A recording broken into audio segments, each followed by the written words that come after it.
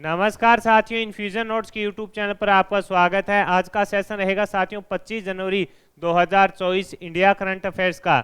इस सेशन के अंदर साथियों जितने ही महत्वपूर्ण प्रश्न बने हैं इंडिया करंट अफेयर्स के, वो मैं आपके साथ शेयर करूंगा। साथ ही उन प्रश्नों से जुड़े जो महत्वपूर्ण तथ्य है आपसे आगामी प्रतियोगिता परीक्षा में पूछे जा सकते हैं, उस पर भी जानकारी साझा करूंगा। और उसके बाद देखेंगे साथियों अपने इंडिया जीके के 5 महत्वपूर्ण क्वेश्चन जो पुराने एग्जाम के अंदर पूछे गए हैं। और उसके बाद साथियों जो कल अपने करंट अफेयर्स पढ़ा था उसका भी रिवीजन करेंगे। सेशन आपको पसंद आए तो इसे लाइक व शेयर जरूर कीजिएगा। इन्फ्यूजन नोट्स के यूट्यूब चैनल को लाइक व सब्सक्राइब कीजिएगा और अपने दोस्तों में भी इसे जरूर शेयर कीजिएगा।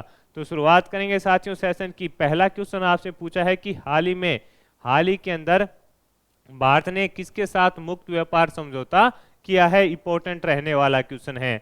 आपसे पूछा गया है कि हाल ही के अंदर भारत ने किसके साथ मुक्त व्यापार समझौता किया है। इंपॉर्टेंट लगा लेना साथियों, पूछा जा सकता है। तो आंसर रहेगा स्विट्जरलैंड के साथ है जो भारत ने साथियों मुक्त व्यापार समझौता किया है। ये इंपॉर्टेंट इसलिए है साथियों कि लगातार है जो भारत और स्विट्जरलैंड के बीच इस प्रकार यह चल रहा था। और अभी साथियों जो स्विट्जरलैंड के अर्थव्यवस्था मंत्री हैं गाई पॉर्मोलिक की ओर से देवास के अंदर जो विश्व आर्थिक मंच की बैठक हुई थी उसमें अपने जो पीयूष गोयल जी हैं उनसे मुलाकात हुई थी। और उसके बाद यह निर्णय लिया गया था कि दोनों देश हैं जो मुक्त व्यापार करेंगे। तो अपने लिए इंपॉर्टेंट है, आपसे पूछा जा सकता है कि हाल ही में भारत ने है जो किसके साथ मुक्त व्यापार समझौता किया है। तो आंसर रहेगा स्विट्जरलैंड के साथ। इंपॉर्टेंट रहने वाला है साथियों।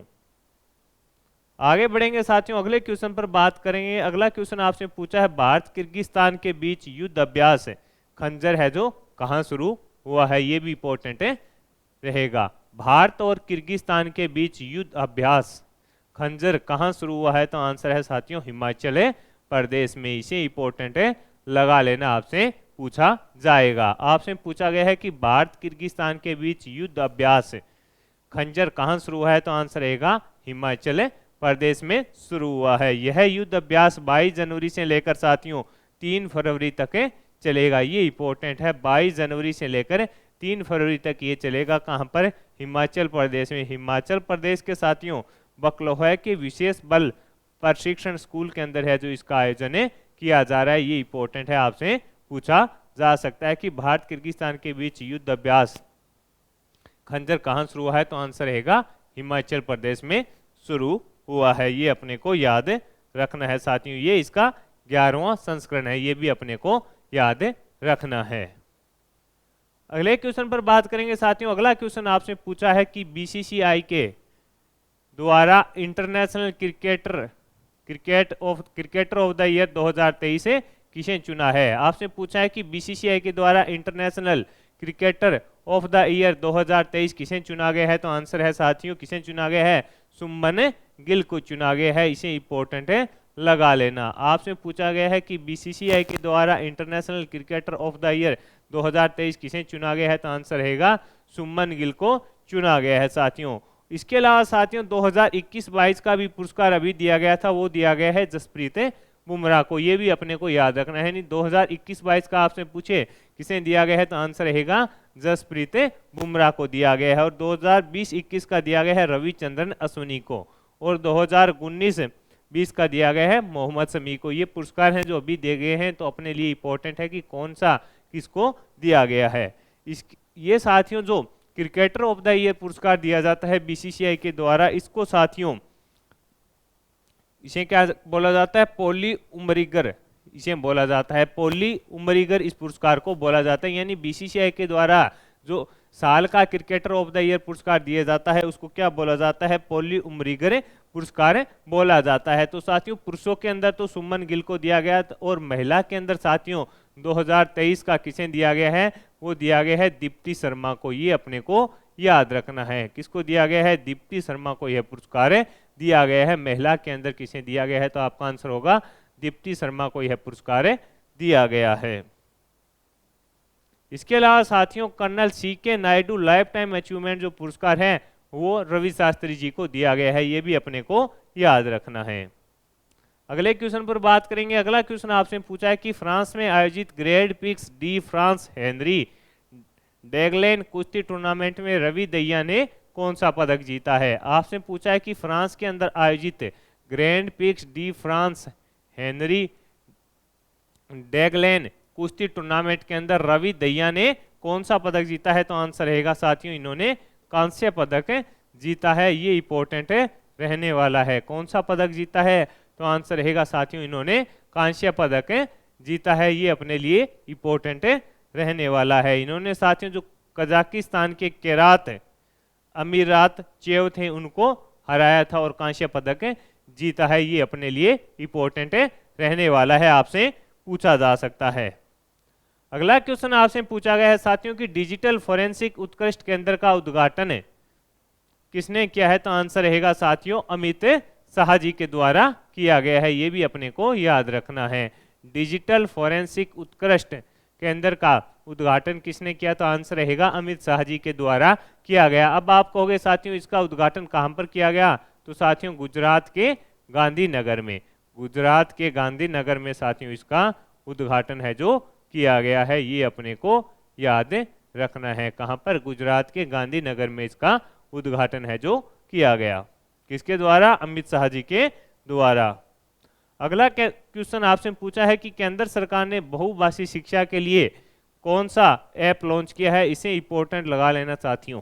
ये आगामी प्रतियोगिता परीक्षा में क्वेश्चन आपसे पूछा जा सकता है। आपसे पूछा कि केंद्र सरकार ने बहुभाषी शिक्षा के लिए कौन सा ऐप लॉन्च किया है? तो अनुवादिनी, अनुवादिनी जो ऐप है साथियों वो केंद्र सरकार के द्वारा लॉन्च किया गया है बहुभाषी शिक्षा के लिए। इसका उद्देश्य क्या है?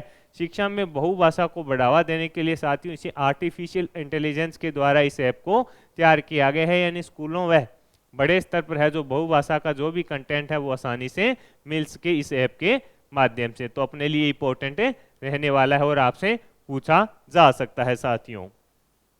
आगे बढ़ेंगे साथियों, अगले क्वेश्चन पर बात करेंगे। अगला क्वेश्चन आपसे पूछा है कि भारत किस देश के साथ साइक्लोन युद्ध अभ्यास का आयोजन कर रहा है? ये भी इंपॉर्टेंट क्वेश्चन है। आपसे पूछा गया है कि भारत किस देश के साथ साइक्लोन युद्ध अभ्यास का आयोजन कर रहा है? तो आंसर है साथियों मिस्र के साथ है जो भारत साइक्लोन जो युद्ध अभ्यास है उसका आयोजन कर रहा है। ये इसका दूसरा संस्करण है। कौन सा? यह इसका दूसरा संस्करण है। इसका आयोजन साथियों कहां पर? तो इसका आयोजन साथियों मिस्र के अंदर किया जा रहा है। कब से कब? 22 जनवरी से 1 फरवरी तक। कब से कब? 22 जनवरी से लेकर 1 फरवरी तक। 1 फरवरी तक साथियों इसका आयोजन है जो मिस्र के अंदर किया जा रहा है। ये इसका दूसरा संस्करण है। मोस्ट इंपॉर्टेंट क्वेश्चन है, आपसे पूछा जा सकता है। और इसका आयोजन कहां पर? तो साथियों मिस्र के अंदर इसका आयोजन किया जा रहा है। ये भी अपने को याद रखना है।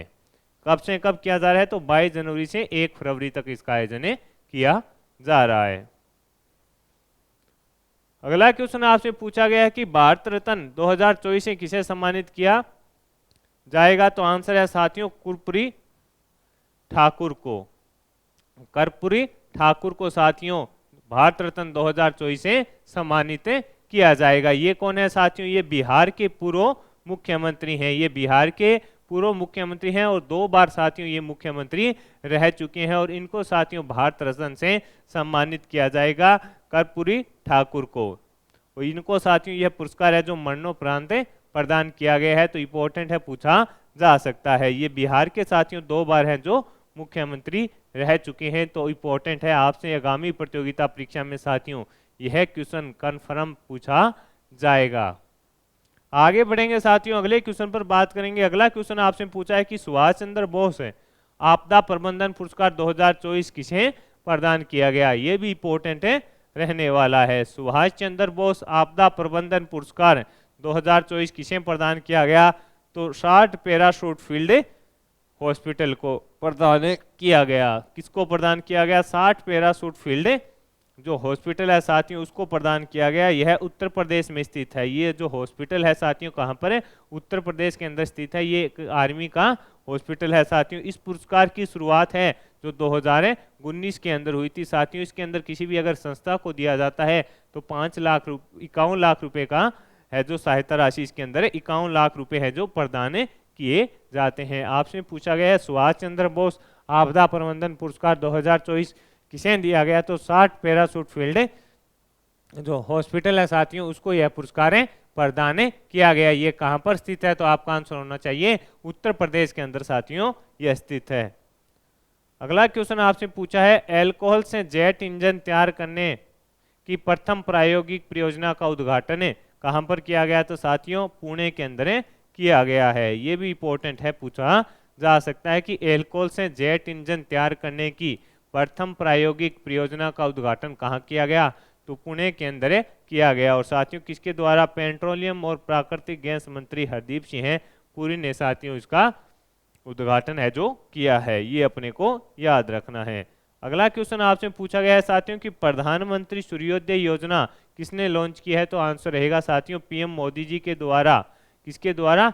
पीएम मोदी जी के द्वारा साथियों इसको लॉन्च किया गया था। अयोध्या के अंदर जो रामलला प्राण प्रतिष्ठा थी उसके बाद इसको लॉन्च किया गया था। इसके अंदर क्या होगा साथियों, जो 1 करोड़ घर हैं उनकी छतों पर है जो सोलर पैनल लगाया जाएगा। ये इसका प्रमुख उद्देश्य है, आपसे पूछा जा सकता है।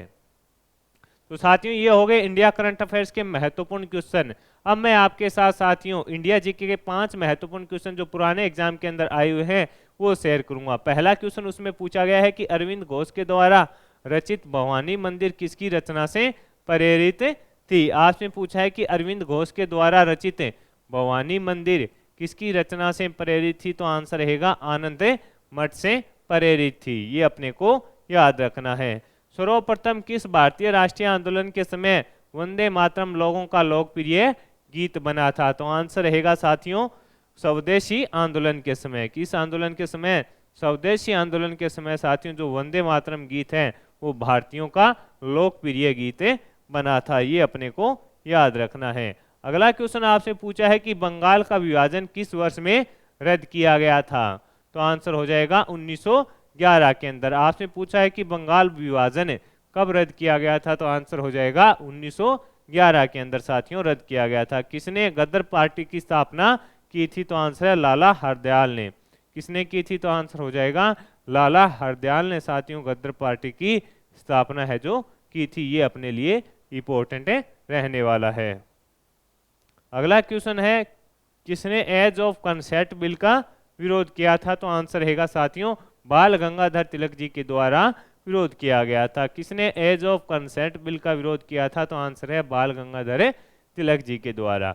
तो साथियों ये हो गए अपने महत्वपूर्ण क्वेश्चन जो इंडिया जीके के थे। अब अपने जो कल करंट अफेयर्स पढ़ा था उसका भी रिवीजन कर लेते हैं। पहला क्वेश्चन आपसे पूछा गया था कि संयुक्त राष्ट्र महासभा के 78वें स्तर के अध्यक्ष कौन है जो भारत की यात्रा पर आए हुए हैं? तो आंसर है डेनिस फ्रांसिस। एशियाई मैराथन चैंपियनशिप में धावक मानसिंह ने कौन सा पदक जीता? स्वर्ण। हाल ही में आलिया भट्ट को किस अवार्ड से सम्मानित किया गया? तो सऊदी अरब के जॉय अवार्ड से सम्मानित किया गया। इंडियन ओपन बैडमिंटन टूर्नामेंट में पुरुष डबल्स का खिताब किसने जीता? केंग मिन हुइक और शियो स्विंग ने जीता। ये दक्षिणी कोरिया की जोड़ी है। G77 शिखर सम्मेलन 2024 कहाँ पे हुआ? युगांडा के अंदर हुआ। भारत का पहला स्वदेशी रूप से विकसित हेपेटाइटिस ए वैक्सीन का नाम क्या है? हैवी श्योर है। क्या नाम है? हैवी श्योर है। हाल ही में दुनिया का सबसे ऊंचा राम मंदिर किस देश में बनेगा? तो आंसर रहेगा ऑस्ट्रेलिया के अंदर। हाल ही में केंद्रीय मंत्री सर्बानंद सोनोवाल ने कहां पर आयुष दीक्षा की आधारशिला रखी है? तो आंसर है भुवनेश्वर के अंदर। हाल ही में किसने असम से ब्रेव हॉर्ट लोचित बरफुकन पुस्तक का विमोचन किया है? तो अमित शाह जी के द्वारा किया गया।